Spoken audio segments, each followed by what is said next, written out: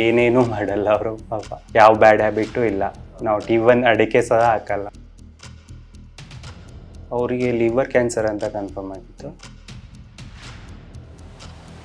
ಅವರಿಗೆ ಸ್ವಲ್ಪ ಇಮ್ಯುನಿಟಿ ಕಡಿಮೆ ಇತ್ತು. ಅವಾಗ ತುಂಬ ಹುಷಾರು ತಪ್ತಿದ್ರು. ಈ ಟ್ಯಾಬ್ಲೆಟಿಂದ ಅವ್ರ ಇಮ್ಯುನಿಟಿ ಪವರ್ ಬೂಸ್ಟ್ ಆಗ್ತಾ ಇದೆ.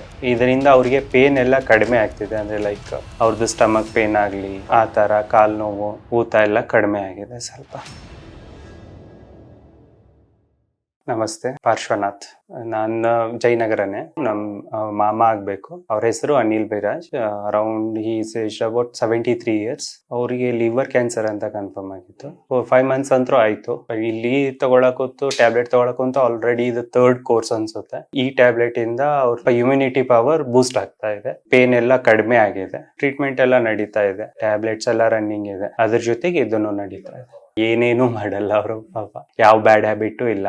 ನಾಟ್ ಈವನ್ ಅಡಿಕೆ ಸಹ ಹಾಕಲ್ಲ. ಆಯ್ತು, ಇದು 3rd ಕೋರ್ಸ್ ಅಂದ್ರೆ ಆಲ್ಮೋಸ್ಟ್ 4 months ಆಯ್ತು.